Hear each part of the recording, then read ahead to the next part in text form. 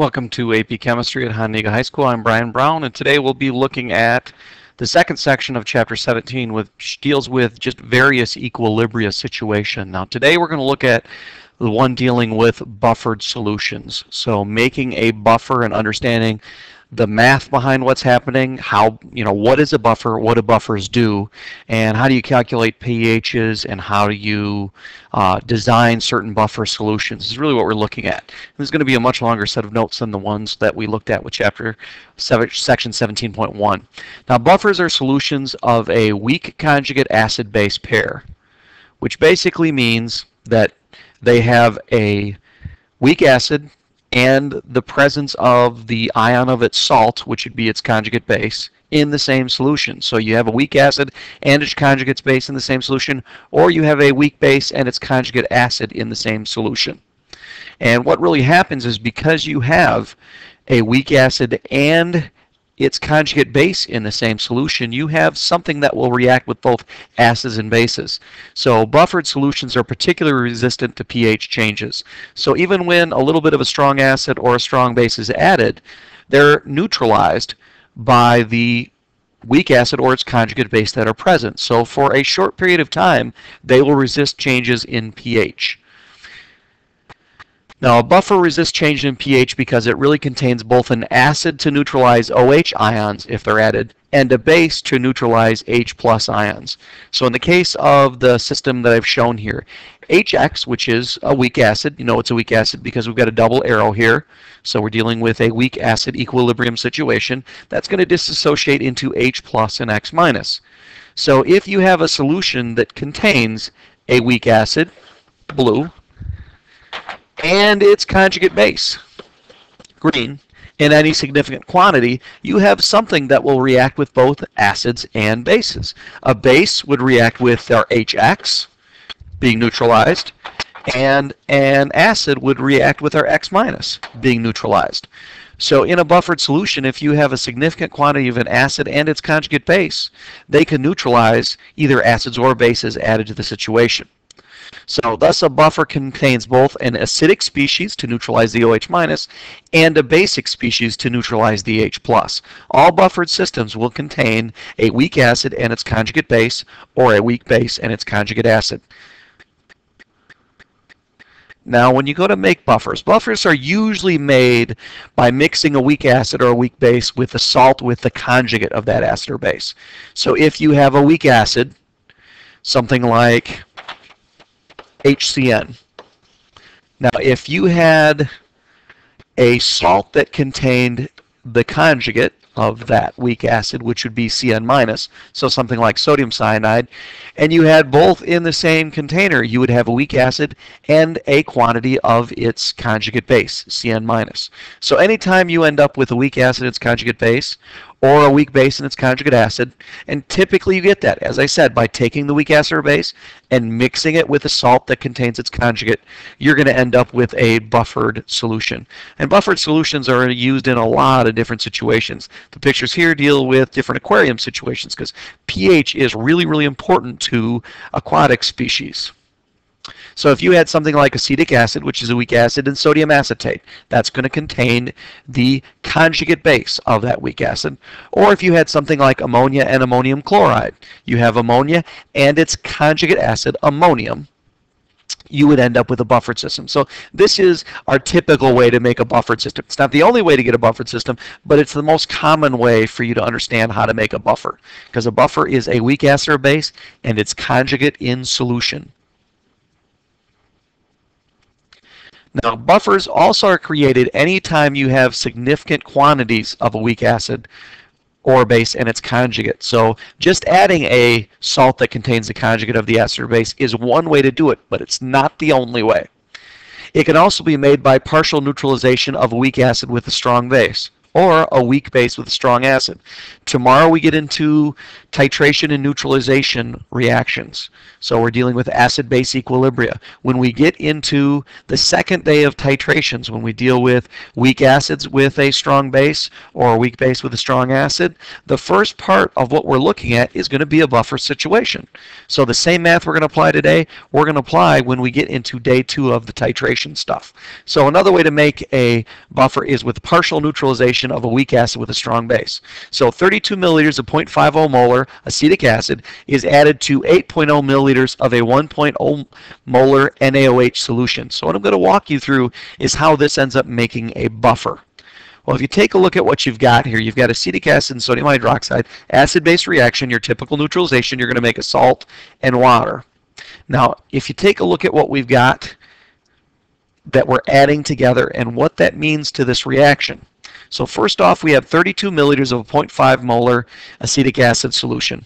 Well, if we multiply the volume in liters times the concentration, we would see we have 0.016 molar H plus in that weak acetic acid solution. Now, I'm not saying this is a strong acid and in solution you end up with that many moles. I'm saying that volume of that concentration of acetic acid would contain this many moles of H plus.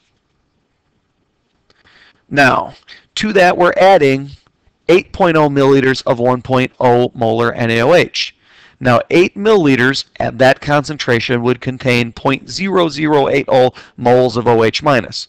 So what we're really doing is taking an acid that has a possible mole amount of 0.016 moles of H plus and putting with it a base that contains a mole amount of 0.00 OH minus. And remember, it's really the H plus and the OH minus that are neutralizing each other in an acid-base reaction.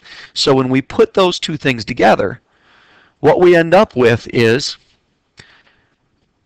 our base is going to cut in half. Remember, we had 0.016 molar acetic acid a second ago, which gave us 0.016 moles of H plus. Well, that's going to be half neutralized by our NaOH, which was 0.008 molar. So our acetic acid is going to be cut in half.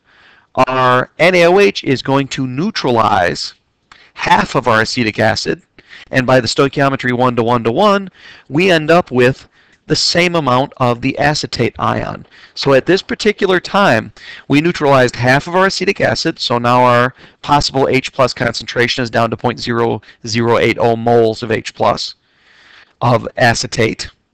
And remember, that is going to be also how much acetate we have. And then the conjugate of that weak acid, which would be acetate anion, C2H3O2, is going to have the same number of moles. So when we neutralize half of our acetic acid, we're going to end up getting that same amount coming out as our salt, sodium acetate. So at this point, we basically have a weak acid, about 0.008 moles of it, and we have its conjugate, acetate. This is a buffer situation. So partial neutralization of a weak acid with a strong base will always create a buffer situation. Just like partial neutralization of a weak acid with a strong base a weak base with a strong acid will also always give us a buffer situation. So one, you can have a buffer because you got a weak acid and its conjugate from a salt stuck together. Two, you can partially neutralize a weak acid with a strong base and also get a buffer situation. And three, and this is often one that's hardest for some people to understand, you can also make a buffer when you combine a strong acid like HCl, that's one of our strong acids, to a salt with its conjugate base, something like sodium acetate. And that sodium acetate is going to actually go through write the hydrolysis reaction, C2H3O2 minus is going to go through hydrolysis to create a little bit of a weak acid. So anytime you add a strong acid to a salt that's actually acting as its conjugate base, that's going to form the weak acid, and you can end up with a buffer situation here as well. So let's take a look at what that would look like. So we've got acetic acid, and that is through hydrolysis reacting with water to make acetate and H3O plus in pure water. So what we have here is the anion C2H3O2 when we throw that into water. Now, at the beginning here, we're going to end up with a relatively large concentration of this because the acetic acid partially neutralizes, and it's going to make a quantity of our acetate anion. So in general terms here, we're going to end up with a quantity of acetate ion. And we're going to end up with a very small quantity of CH3O+. The reason why is, remember, we had a salt, and if you add that salt, it's going to shift equilibrium to the left, which is going to decrease our concentration of H3O+. So if we have a salt with a conjugate base of, like in the case of C2H3O2, that's a salt that contains an active acetate anion, which forms a weak base, and we add a weak acid to that. So we have this weak acid situation, and we add sodium acetate to it. That's going to shift equilibrium to the left, giving us a large quantity of the acetate anion and a very small quantity of the H3O+. So that's what we've got at time 0 here. We took our weak acid, and we added a salt with the conjugate base of that weak acid in it. Now, those concentrations are also going to be relatively small here at the beginning. And by adding the right amount of HCl, remember, HCl contains the H+, which is going to affect our H3O+ situation. If we end up adding HCl, that's going to shift equilibrium to the left, creating a significant amount of the acetate ion, leaving a significant amount of, creating a significant amount of the acetic acid by shifting equilibrium to the left, and leaving a significant quantity of the acetate. So if we have, let's put it all together in one picture. We have a weak acid in water, and we dump into that sodium acetate.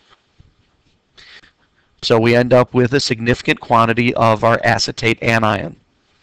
When we dump in HCl, that's going to increase the concentration of this thing, which is going to shift equilibrium to the left, which is going to make this concentration go up and this concentration go down. But as long as we don't add too much, we're still going to have a significant quantity of C2H3O2-, and we created more of our acetic acid. We basically have a weak acid and its conjugate in solution. We have a buffer. So over time, what's going to happen here is if we don't add too much of our strong acid, we're going to end up with a medium amount of our weak acid and a medium amount of its conjugate. And therefore, we have a buffer solution because we have significant quantities of weak acid and its conjugate base. So that's our third way to create a buffer situation. Now, how do buffers work? Now, here's a buffer system consisting of a weak acid, HX, and one of its salts. So we're going to add MX. So this could be something like HCN and NaHCN. So HCN is a weak acid. If we add NaCN, that's going to give us CN-. We would end up with a buffer situation. So we've got a weak acid, and we're adding a salt of that weak acid to give us its conjugate. Now, since this is an equilibrium reaction, its Ka expression would equal H+ times X- over HX. Solving for this for H+, we would end up with H+ is going to equal the K of HX over X-. And that's going to be a familiar expression. That's going to be known as the Henderson-Hasselbalch equation that we're going to end up using. So this is our main equation when we do buffer math. Now, another way to express that same thing that's more general and sometimes easier for people to see is writing it like this. The H+ concentration in a buffer situation. So when you're dealing with buffers, when you're in the land of buffer, when you have a weak acid and its conjugate base in significant quantities in solution, we have a buffer. The H+ concentration would equal the Ka of our weak acid times the concentration of the acid over the concentration of the base. And remember, the acid in this case is HX as our general term, and the base is the conjugate of that X-. So either way you look at it, this is going to be a general relationship between the concentrations of our acid in its conjugate base, or base in its conjugate acid, and the K of the expression. And that's going to be related to our H+. So this is basically the equation we're going to use in dealing with most of our buffer problems. So H plus and therefore pH are then based really upon two factors. The value of the weak acid when we're dealing with an acid, a weak acid buffer, and that would be Kb when we're dealing with a weak base buffer, and the ratio of the acid-base pair. So how does the concentration of Hx compare with the concentration of the X minus? How much dissociation do we have, and compare what we have for Hx with what we have for X minus? So really there's two things that are going to affect the H plus and therefore the pH of our buffer situation. Now when a small amount of OH is added to the buffer, the OH is going to react with the acid, which is Hx, to basically produce X minus. So you're going to take away some of this, and you're going to end up adding to that concentration. Remember, this is an equilibrium situation. As much as the one goes up, the other goes down. So all you really have to do is adjust your concentration accordingly. One's going down by a certain amount, the other's going up by the same amount, and see how your ratio changes. So as that ratio changes, that's going to end up changing the H plus concentration. But in this particular case, since we have a significant quantity of each of the two substances, when we add an acid, we have a base to neutralize it. When we add a base, we have an acid to neutralize it. And the ratio itself remains, by and large, unchanged. So the pH doesn't really significantly change. When a small amount of H plus is added to the buffer, now our X minus is going to be consumed. So this is going to go down, and that's going to create H plus. So that's going to go up. But once again, as long as we have a significant quantity of each, the ratio isn't going to change all that much. And once again, the pH is not going to change significantly. So here is a visual way to look at what's really happening here. So we've got a graph here that you can see the concentration of HF related to F minus when they're equal and when they're both a little bit out of equal. And you can see at the particle level underneath it what's really happening. So if a small amount of hydroxide is added to an equimolar, now equimolar or equimolar, depending on how you pronounce it, basically just means a solution with equal amounts of HF and NaF. So equimolar means they're equal. So this is our equimolar situation. We have the same amount of HF as we have F minus. So if we have an equimolar situation, and when we're dealing with a buffer, our buffer is going to be best. It's going to neutralize both the addition of acidic and basic things best when it's equimolar. So our typical buffer situations are usually going to start out in an equimolar position because that's when they're going to protect just as much addition of acid as addition of base and protect from a change in pH. So we've got an equimolar amount of HF and NaF, which gives us our F minus. So at that particular situation, if we add a little OH minus, that's going to react with our HF. Remember, HF is our weak acid, and OH minus is a base. So the OH minus is going to partially neutralize the HF, lowering its concentration a little bit. And that ends up creating F minus from that reaction. And notice the amount we dropped is the same as the amount we added here. So as one goes down, the other goes up. But the ratio of these two things, when you actually put in how much did the one change versus how much of the other change, the ratio of the two things really doesn't change all that much. And therefore, multiplying it by our K to get our H plus, we haven't changed all that much. So because the ratio is changing a little, and as a ratio, it doesn't change as much as just if you're looking at how much H plus goes down or F minus goes up. The ratio between the two things basically doesn't change all that much. So you get very little change in your H plus or your pH. Similarly, if we start with an equimolar amount and then we add an acid to it. Now an acid is going to react with our F minus. So those two things are going to come together, using up F minus. So therefore that's going to drop, creating HF. So therefore that's going to go up. And while the two things are changing, the ratio of the two things really undergoes very little change. So once again, our pH only changes slightly. So when you have a buffer solution, it's really about the ratio. The K value is not changing because we're not messing with temperature. So the K is staying constant, but as a ratio, it's really not changing all that much when one goes up a little and the other goes down a little. So consider the equilibrium constant expression for the dissociation of a generic acid HA. So we're going to look at how you calculate pH of a buffer system. So we've got a weak acid and its conjugate base system of HA dissociating with H2O to make H3O plus and A minus. So we set up our K expression. We end up with H3O plus times H minus over HA would equal the Ka. If we rearrange that just a little bit, we'd end up with Ka equaling H3O plus times A minus over HA. Taking the negative log of both sides, remember the negative log of a concentration gives us a p-value. So the negative log of Ka is going to become pKa. The negative log of H3O plus is going to become pH. And remember, by log math, multiplication is addition. So the log of H3O plus and the quantity of A minus over HA would equal plus the negative log of A minus over HA. And remember, A minus is going to be our base, and HA was our acid in the original reaction. So what we end up with is this equation. pKa equals pH minus the log of the base over the acid. And we can rearrange that to this equation. pH equals pKa plus the log of the concentration of the base over the concentration of the acid.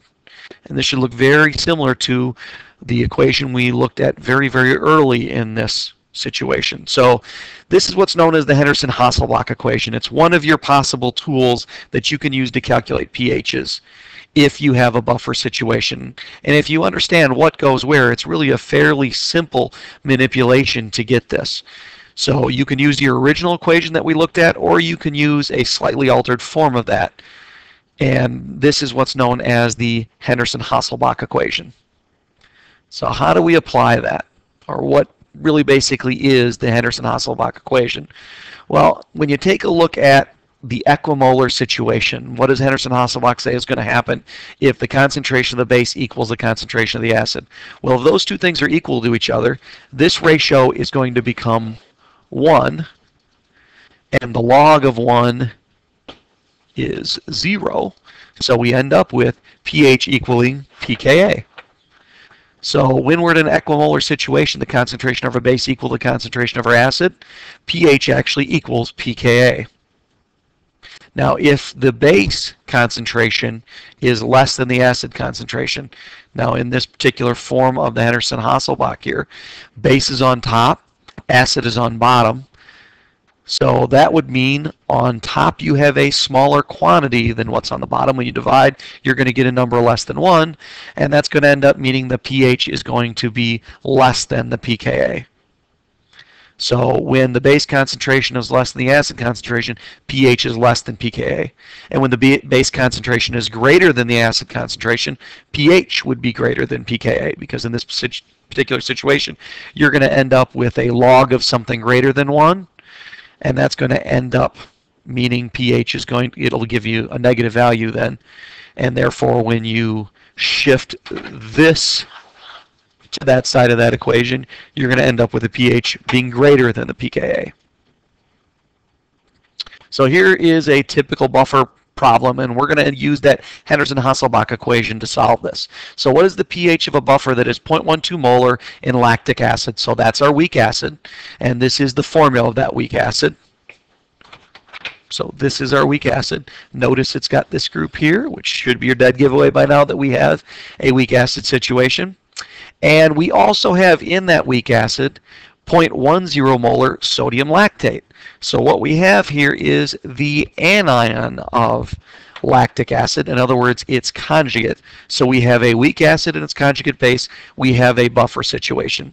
Now, in order to use Henderson-Hasselbalch or any of our equations that we are going to use here, since they're equilibrium situations, we need the Ka. So the Ka for lactic acid is 1.4 times 10 to the negative 4th. Now, using Henderson-Hasselbalch, remember pH is going to equal the pKa plus the log of the concentration of the base over the concentration of the acid. Now, the pKa, or the Ka was given, so we can take the negative log of that to get the pKa. We can set it up with the base. Remember, in this particular case, if we go back a second here, This was our base. And in Henderson-Hasselbalch, that's going to go on top. And this was the concentration of our weak acid. So remember, by Henderson-Hasselbalch here, the 0.10, our base, ended up on top. And the 0.12, which came from our acid, ends up on bottom. So very quickly, using Henderson-Hasselbalch, if you've got a buffer situation and you know the concentration of the acid in its conjugate base, and you know the Ka of the acid reaction, you can plug them in and very quickly calculate what the pH is going to be. So Henderson-Hasselbalch is one of the quickest, easiest ways to make the math a little bit easier and quicker. And this is an equation that is on the AP constant sheet. You just have to know how to use it. Now, pH range is basically the range of pH values over which a buffer system is going to work effectively. Remember, because it contains a weak acid and a significant quantity of a weak base, it will end up resisting pH changes with the addition of an acid or a base. Over what pH range is it going to buffer? That's what's known as your pH range. Now, buffers best resist changes in pH in either direction if the weak acid and its conjugate base are equimolar, and that was something I mentioned before. If those two concentrations are equal to each other, in other words, pH equals pKa, that's what happens when you're an equimolar for a buffer, you're going to best buffer above and below pH. In other words, you're going to be able to maximize equally whatever acid or whatever base you happen to add to it. So from the Henderson-Hasselbalch, as I said a second ago, this would mean that your pH equals your pKa. So when you're at equimolar amounts, you're best able to buffer your situation. So that's the ideal.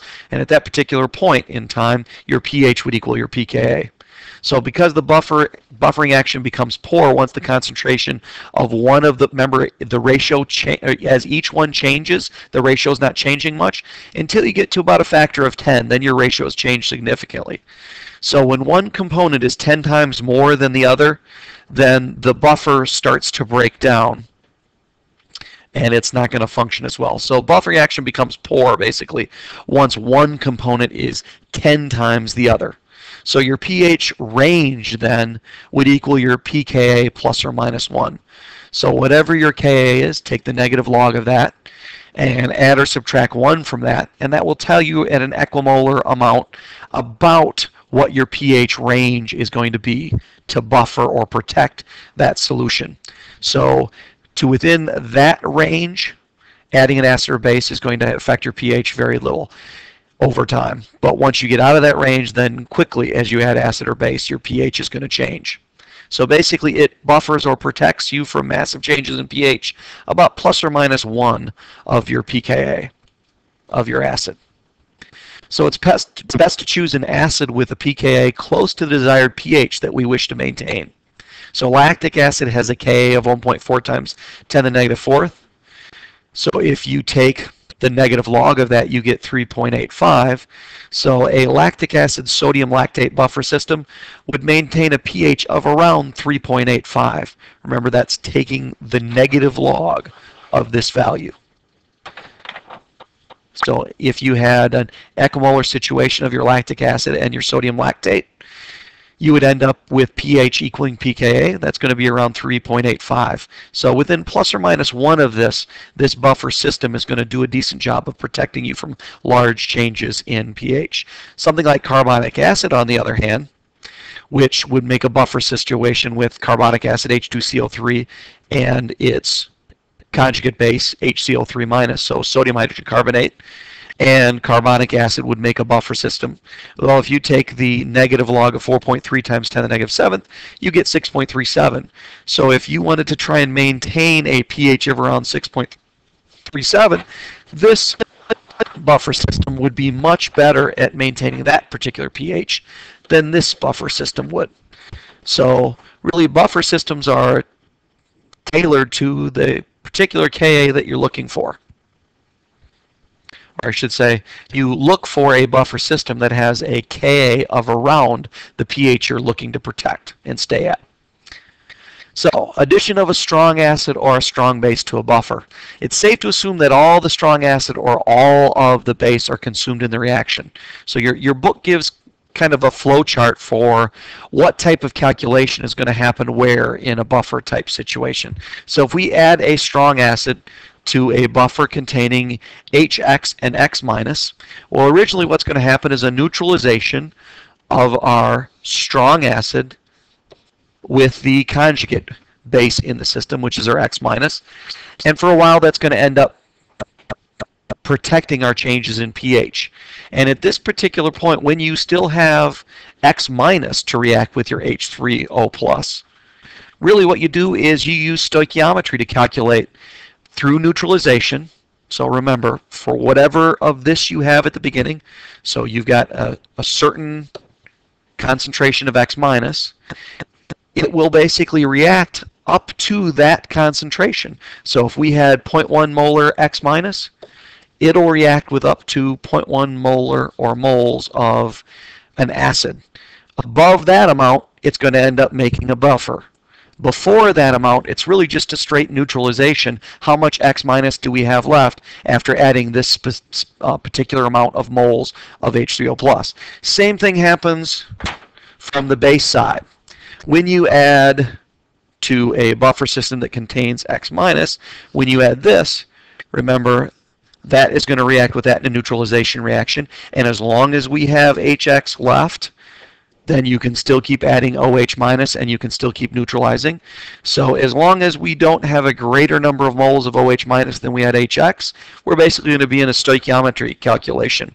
But once we add too much, that's going to throw us over here into an equilibrium situation.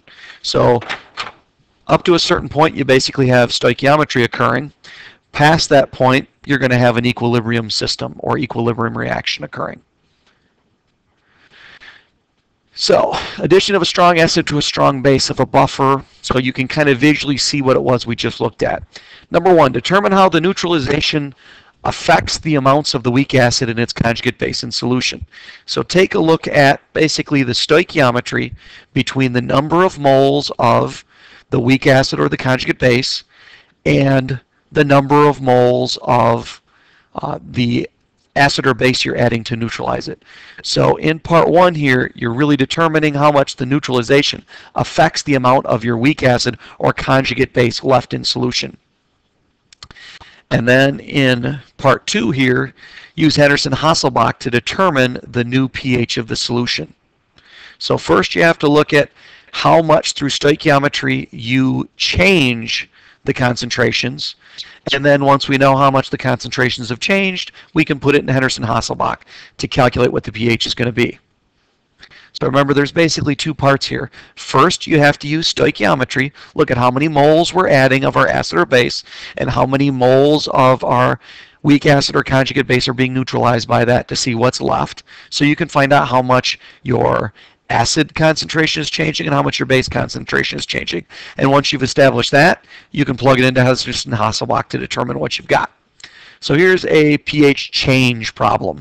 So before we looked at a problem where we had a buffer situation and we were calculating the pH of the buffer situation or solution. Now we're looking at how much pH changes in a buffer when we're adding an acid or a base to that. So a buffer is made by adding 0.300 moles of acetic acid and 0.300 moles of sodium acetate. So we have an equimolar buffer solution to enough water to make 1 liter. So we're adding equal moles in 1 liter, so we're going to end up with, like I said, an equimolar situation.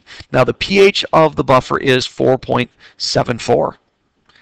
Calculate the pH of this solution after 0.020 moles of NaOH is added. So what we have to do, we're starting with an equimolar 1-to-1 situation, so pH is equaling pKa. But when we add our NaOH, that is reacting with and changing the ratio of these two things. We originally had a 0.300 to 0.300 base to acid ratio. And as we add our NaOH, it's increasing one of these concentrations and decreasing the other. And that ends up affecting our ratio.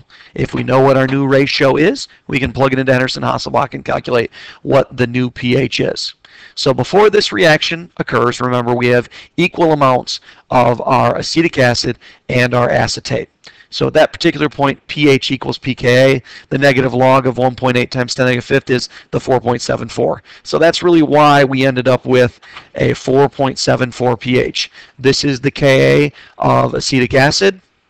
And if we're at equimolar amounts, then pH equals pKa. So that's really what's happening before we dump in the sodium hydroxide. So that's where we're at the beginning here. Now 0.020 moles of NaOH will react with 0.02 moles of the acetic acid. Remember, it's going to neutralize on a 1-to-1 reaction here. So if you take a look at a simplified icebox, we're not talking equilibrium here, but it's really what have we got before and what have we got after based on stoichiometry. You can see that we started with 0.300 moles of the acetic acid and 0.300 moles of the acetate anion. And we have 0.020 moles of OH minus. Now, this is less than what it's reacting with. Remember, it's neutralizing that. So after these two things neutralize partially with each other, our OH minus is going to go down to 0 after the reaction. But remember, as the acetic acid, which was 0.300 moles, is partially neutralized by the 0.020 moles, you're losing that much of your acid. So now we're down to 0.280. Now remember, when OH minus reacts with the H in acetic acid is then making in a 1-to-1 ratio. The exact same amount that was being reacted is being converted to the conjugate salt. So that's going to go up by 0.020 moles. So after the reaction occurs, these are our new mole amounts. And remember, they're in 1 liter. So at this point, we can now plug them into our Henderson-Hasselbalch.